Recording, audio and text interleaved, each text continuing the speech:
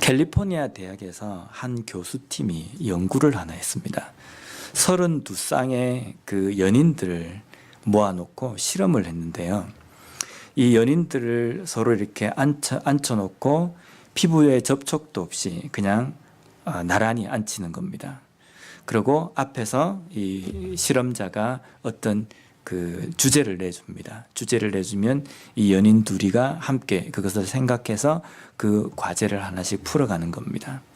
그러면서 이 실험팀에서 이 연인들의 심박수와 그리고 호흡 이 수를 측정을 했습니다.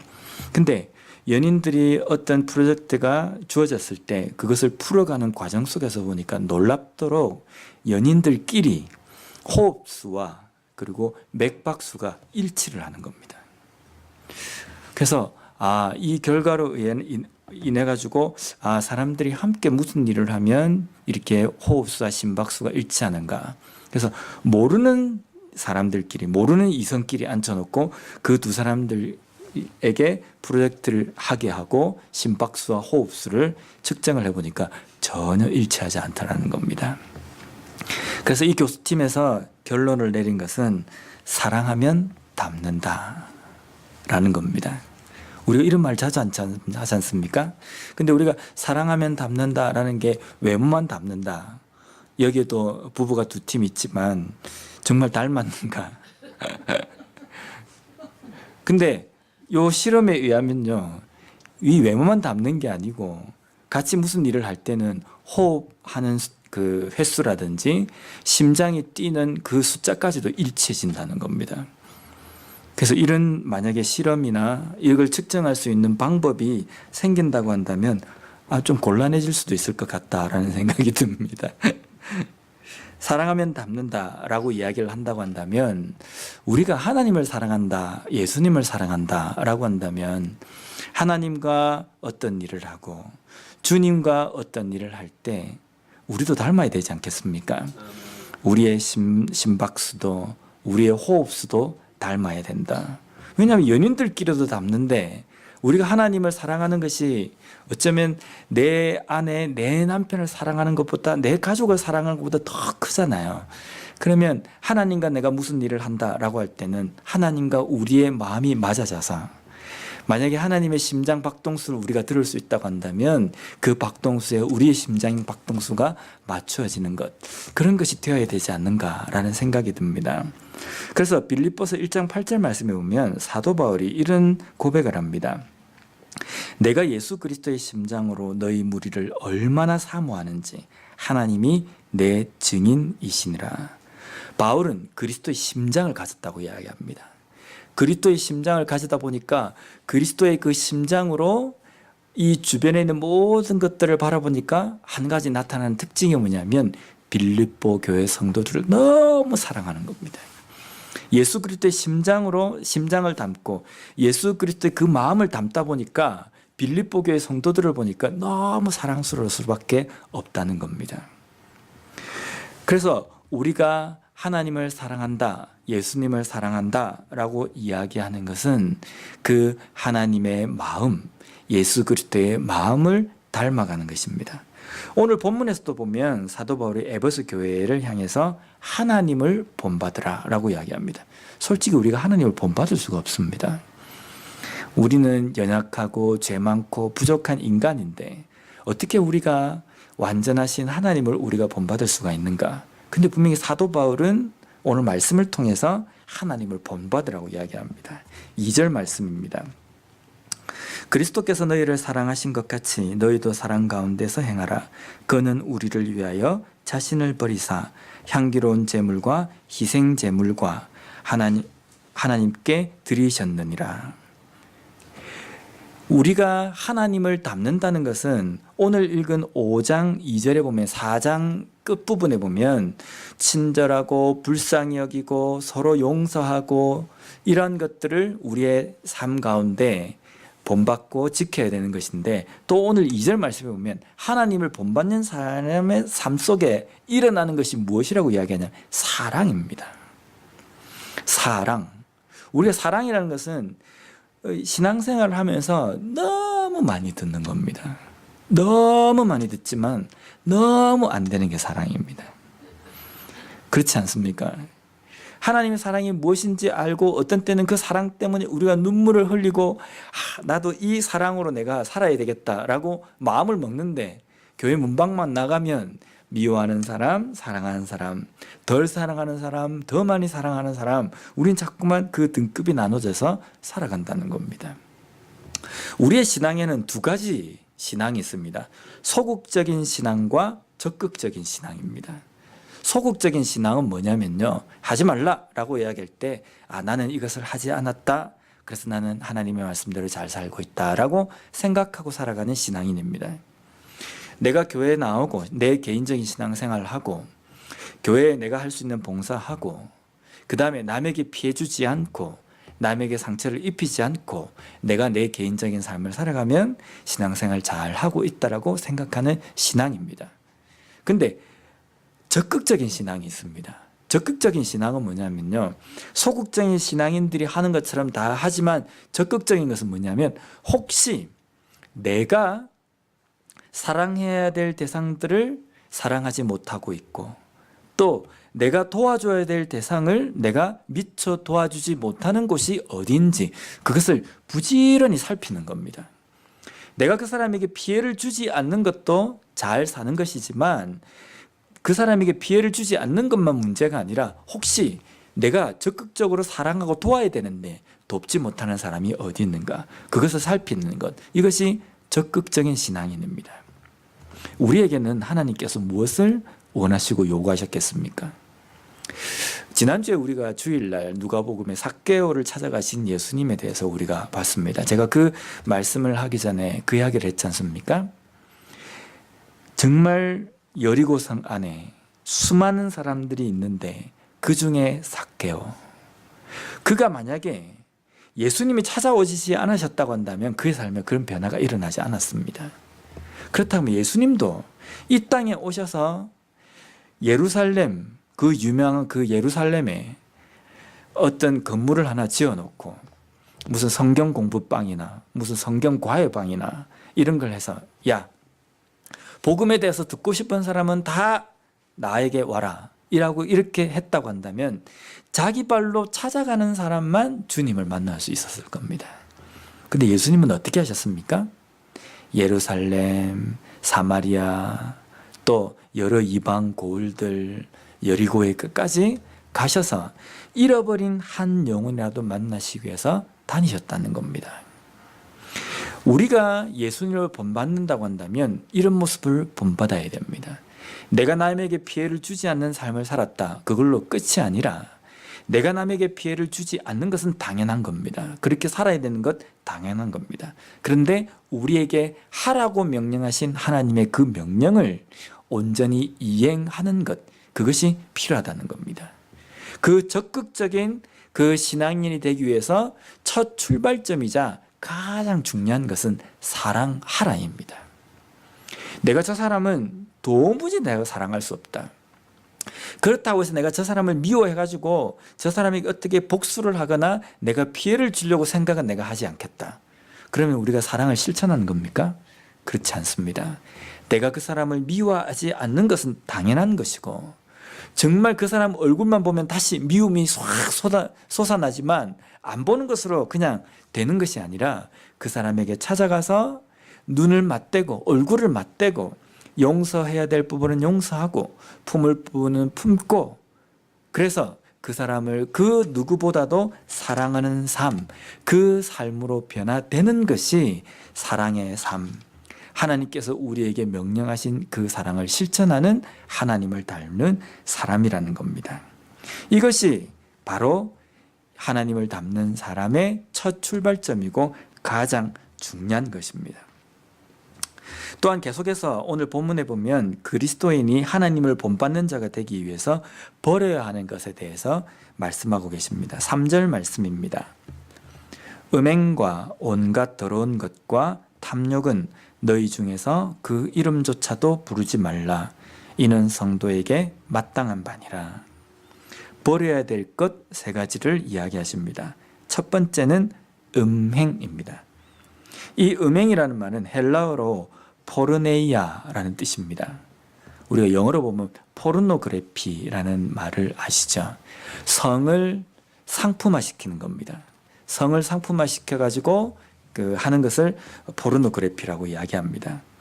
헬라 시대에는요, 이 포르네이아라는 이 음행이라는 이 단어가 부부 관계를 떠나서 이루어지는 성행위나 성에 대한 모든 것들을 지칭하는 단어였습니다. 결국 음행을 버리라라는 뜻은 부부 사이의 그 관계 외에 성적인 모든 것들을 버리라라는 뜻입니다. 당시 에베소 지역에는요, 공창이라는 제도가 있었습니다. 우리가 이제 쉽게 이야기하면 사창가라고 이야기하지 않습니까? 돈을 받고 성을 사고 파는 겁니다. 그게 공창이라는 제도로 인해 가지고 공공연하게 행해졌습니다. 심지어는 어떤 일이 있었냐면요, 에베소 지역에는, 에베소 그 도시 안에는 신전이 하나 있었는데 아프로디테라는 여신전이 있었습니다. 그 여신전에 사람들이 제사를 드리기 위해서 오면요, 그 여신전 안에 이 공창들이 있는 겁니다.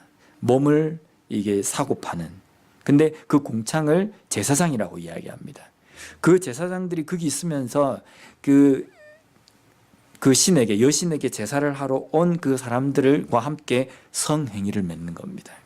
이것이 공공연하게 행해졌습니다. 그게 에베소 전체 지역의 문화였습니다.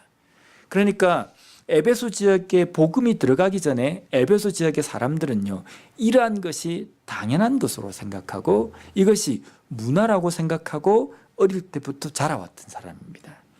그런데 그런 사람들에게 복음이 들어가서 그리스도인이 되었습니다. 근데 그리스도인이 되었지만 그들이 살고 있는 에베소 지역의 이 환경은 전혀 변하지가 않은 겁니다. 여전히 우상신전에 가서 우상신에게 제사를 드리고 그 제사를 드리면서 거기에 있는 그 장기들과 성적인 그 관계를 맺고, 이런 것들이 사회적으로 문제가 되는 것이 아니라 당연한 것으로 여겨지는 그 환경 속에 살아가는 겁니다. 그러면 그리스도인이지만 이 환경 속에서 어떻게 살아가는 것이 그리스도인답게 살아가는 것이냐라는 것에 대해서 혼란이 올 수 있다는 겁니다. 오늘날 우리의 삶에서도 보면 우리가 그리스도인으로 이 땅의 삶을 살아가지만 우리 주변의 환경들은요, 너무 많이 변해갑니다. 근데 이 변해가는 것이 좋은 쪽으로, 건설적으로 변해가는 것도 있지만 문화적으로 아니면 성적으로 퇴폐하고 타락한 문화들이 상당히 많아집니다. 뭐 예를 하나 든다고 한다면 우리 콜로라도 주에서도 이미 마리화나가 합법화되어 있지 않습니까? 한국에는요, 이 마리화나가 아주 위험한, 아주 심각한 그런 마약으로 분류가 되어 있습니다. 그래서 한국에는 그걸 절대로 금합니다. 법적으로 금해서 만약 할 경우에는 처벌을 받습니다. 근데 한국에서 그런 문화 속에 있다가 미국으로 오게 되면 여기서는요, 한국에서는 그토록 금하던 그 환경, 그 모든 것들이 여기에서는 합법화가 돼가지고 그건 쉽게 접하고 하게 되는 겁니다. 그런데 한국의 문화가 성경적인 문화냐, 아니면 미국에 있는 문화가 성경적인 문화냐, 우리 이렇게 따질 것이 아니라 하나님께서 말씀하시는 성경에는 한국에서든지 미국에서든지 어디에서든지 어떻게 살기를 원하시느냐, 그것을 우리 속에 딱 갖고 있어야지만이 어떤 환경 속에 서 있다 할지라도 하나님의 말씀대로 우리가 살아갈 수 있게 된다는 겁니다. 두 번째로 버려야 될 것은 온갖 더러운 것을 버려라 라고 이야기하십니다. 여기 더러운 것이라는 이 단어에 해당되는 헬라어는요, 예수님께서 마태복음 23장 27절에 보면 바리사인들과 서기관들을 향해서 너희들은 회칠한 무덤이다 라고 이야기합니다. 회칠한 무덤이 무슨 뜻입니까? 이 무덤 안에는 시체가 들어가기 때문에 안에는 시체가 들어있어서 시간이 지나면 썩는 냄새가 납니다. 그래서 사람들로 하여금 그 무덤, 이러면 바위로 막혀져 있는 그 무덤이 혐오감을 느끼는 어떤 그게 될 겁니다. 장소가 될 겁니다. 그래서 거기에다가 하얀 분칠을 하는 겁니다. 하얀 그 페인트 같은 그런 것을 칠한 겁니다. 왜 그렇게 칠했냐면 이게 혐오감을 덜 주기 위해서. 근데 겉은 하얗게 깨끗하게 회칠이 되어 있지만 안에는 어떻습니까? 썩은 냄새가 나고 더러운 것이 들어있다는 겁니다. 바리새인들과 서기관들의 그 삶을 두고 하나님께서 이야기할 때 속에는 죽은 사람의 뼈와 모든 더러운 것이 가득하다라고 할 때 이 모든 더러운 것이 오늘 본문에 이야기하는 버려야 되는 온갖 더러운 것을 이야기합니다. 겉은 그런 듯 그런 척 하고 있지만 속에는 온갖 썩은 것, 좋지 못한 것들이 들어있는 모습입니다. 우린 그걸 잘 압니다. 가식적인 삶. 겉은 거룩한 척 하지만 속에는 온갖 악한 것들, 그러한 것들이 가득 들어있는 삶입니다. 예를 들면은 가룟유다를 예를 들 수 있습니다. 예수님의 발에 향유옥합을 깨뜨린 그 여인의 행동을 보면서 가룟유다가 뭐라 그럽니까? 너는 왜 그 비싼 것을 허비하느냐? 그것을 팔아서 가난한 사람들에게 나누어 주면 여러 사람을 도울 수 있을 텐데. 근데 실제 가룟유다가 그 이야기를 할 때 겉은 야, 어떻게 저렇게 제자로서 구제에 저렇게 눈이 뜨여 있는가? 라고 이렇게 생각할 수 있지만 가룟유다가 무슨 마음에서 그런 이야기를 했습니까? 그 돈이 가난한 사람들을 위해서 좀 이렇게 구제에 쓰여 주십시오라고 자기한테 맡겨주면 그 많은 돈을 자기 주머니에 좀 착복하려고 마음속엔 그 더러운 것이 있는 겁니다. 겉으로는 구제에 눈이 뜨이고 구제에 밝은 사람인 것처럼 행동하지만 속에는 자기 밥그릇, 자기 주머니를 챙기는 삶, 이것이 이중적이고 가식적인, 겉은 회칠해 있지만 속에는 썩고 온갖 더러운 것이 가득한 삶입니다.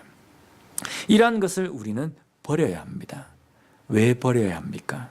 우리의 신앙은 사람에게 판결을 받지 않기 때문입니다. 사람이 볼 때 야, 믿음이 좋다 라고 한다고 해서 하나님도 믿음이 좋다라고 칭해 주시지 않는다는 겁니다. 하나님은 겉에 회가 어떤 색깔로 칠해졌느냐 이것을 보시는 것이 아니라 그 안에 무엇이 들어있느냐 그것을 보신다는 겁니다. 그렇기 때문에 우리가 우리 속에 온갖 더러운 것을 버려야 하는 겁니다. 그래야 하나님을 닮는 삶을 살아갈 수 있다는 겁니다. 세 번째로 버려야 되는 것은 탐욕입니다. 이 탐욕이라는 것은 욕심으로도 우리가 이야기를 합니다. 요즘 우리 새벽마다 야고보서를 봅니다. 그 야고보서에 보면 사망에 이르게 하는, 영원한 죽음에 이르게 하는 그 가장 첫 출발점의 요소를 뭐라고 이야기합니까? 욕심입니다. 욕심이 잉태한 적 죄를 낳고 죄가 장성한 적 사망을 낳느니라. 처음에 욕심은 인간의 본능과도 같은 겁니다. 욕심이 없는 사람이 어디 있습니까? 더 편하고 싶고 더 좋은 것 먹고 싶고 더 많은 걸 소유하고 싶고 더 오래 살고 싶고 이런 것이 인간의 당연한 욕심입니다. 별거 아닌 것 같습니다. 근데 그 욕심이 점점점 자라서 나중에는 영적인 영원한 죽음까지 이르게 한다는 겁니다. 태초에 인간이 범죄하게 된 그 이유에도 이 욕심 때문입니다. 가만히 보니까 그 선악과를 따먹으면 하나님처럼 될 것 같은, 하나님처럼 위대한 존재가 될 것 같은 그러한 욕심 때문에 그 선악과를 따먹은 겁니다. 그 욕심으로 시작해서 그 결과는 어떻게 되었습니까? 영원한 형벌, 영원한 죽음에, 영원한 멸망에 들어가게 된다는 겁니다. 우리의 속에 있는 욕심, 이러한 것들을 제어하고 이러한 것을 다스려야지만이 우리는 하나님을 닮는 삶으로 살아갈 수 있다는 겁니다. 이러한 것들을 그리스도인들은 이름조차 부르지 말라라고 이야기합니다. 데살로니가 5장 22절 말씀에 보면 사도 바울이 이렇게도 이야기했습니다. 악은 어떤 모양이라도 버리라. 이것쯤은 괜찮겠지. 이 정도는 누구나 다 한다. 이것마저 안 한다고 한다면 이 세상에 이렇게 살아갈 수 있는 사람이 아무도 없다. 성인군자도 이 정도는 하고 산다. 우리 이렇게 위로를 합니다. 실제 그렇습니다. 우리가 하나님께서 원하시는 모든 것들을 다 지키면서 살 수는 없습니다. 그래서 우리 주변에 일어나는 여러 가지 일들 속에서 때로는 그 일어나는 일들과 타협하면서 살기도 합니다. 그래서 하나님께서는 그래, 너희들이 완벽할 수 없기 때문에 때로는 세상과도 타협하면서 적당한 수준에서 삶을 살아가면 된다라고 우리에게 말씀하신 것이 아니라는 겁니다. 그렇게 말씀하시면 참 좋을 것 같아요. 너가 목사냐? 목사를 하더라도 실수할 수 있지 않느냐? 그러니까 이 정도는 해도 괜찮다. 적당한 수준에서 그냥 살면 된다. 이렇게 한다고 한다면 마음 푹 놓고 살아갈 수 있을 것 같습니다. 충분히 자기 합리화로 그 이유에 대해서, 그 원인에 대해서 타당한 이유를 대면서 자기 합리화로 살아갈 수 있을 것 같습니다. 그런데 하나님 말씀을 읽어보면 그걸 전혀 우리에게 허용하시지 않는다는 겁니다. 악은 그 어떠한 모양이라도 버리고 그러한 것들은 이름조차라도 부르지 말라라고 이야기하십니다. 왜 그렇습니까? 그 모양을 우리가 취하면 그 모양이 점점 우리의 삶에서 자리를 잡아버립니다. 그래서 뿌리를 내리고 줄기가 튼실하게 되어가지고 나중에는 큰 열매로 우리의 마음을 주장해버리고 잠식해버립니다. 우리가 그것을 이름을 부르면 그것이 이름만 부르는 것으로 끝나는 것이 아니라 그 죄라는 것은요, 이름만 탁 부르고 머릿속에 생각만 해도 즉각적으로 그것을 파악하고 우리 속에 확 옵니다. 좋은 것, 선 이런 것들은요, 우리가 갈망을 해도 올까 말까지 않습니까? 하나님, 제가 하나님의 그 은혜를 갈망합니다. 눈물 콧물을 짜면서 기도를 해도 내 마음 가운데 그 은혜가 올까 말까. 좋은 것들은 내 마음속에 오는 것이 왜 이렇게 힘든지. 근데 안 좋은 건 어떻습니까? 금방 옵니다. 내 입을 통해서 말을 하지 않아도 이미 내 생각 속에 품고만 있어도 그게 내 마음속에 확 하고 들어와 버립니다. 그래서 우리는 우리의 삶에서 이러한 악한 것들의 이름조차도 부르지 않고 또 어떠한 모양이라도 버리는 삶, 처음부터 그것을 끊어버리는 겁니다. 욕심이 잉태되어서 죄를 낳기 전에 그 욕심을 제어해야 합니다. 그것이 우리의 삶에 하나님을 닮는 삶으로 살아가는 삶이라는 겁니다. 악은 우리 주위에 너무 많이 깔려 있습니다. 우리가 범죄하는 것만 악이 아니라 우리의 게으름도 악입니다. 우리의 나태함도 악입니다. 나만 생각하는 이기심도 악입니다. 그러한 것들로 우리가 둘러싸여서 살고 있습니다. 그러한 것들이 내 마음속에 생길 때 사람은 누구나 이런 생각을 가지고 있고 이런 마음이 들 수 있다. 이렇게 위로하지 마시고, 왜 내가 그리스도인이면서 하나님을 닮는 사람이라고 이야기하면서 예수 그리스도의 심장을 가졌다고 이야기하면서 내 마음 가운데, 내 생각 속에, 내 행동 속에, 내 말 속에 이런 것들이 묻어나는가, 그것을 가슴 아파하면서 기도함으로 인하여서 오늘도 내일도 우리의 삶 속에서 비록 악한 세상 가운데 살아가지만, 세상은 변하지 않고 더 악하게 변해가지만 그 가운데에서 그리스도인으로서 하나님의 닮는 삶을 살아가야 되는 에베소 교회 성도들처럼 우리 또한 하나님을 닮는 삶을 살아가는 우리 모두가 되었으면 좋겠습니다. 기도하겠습니다.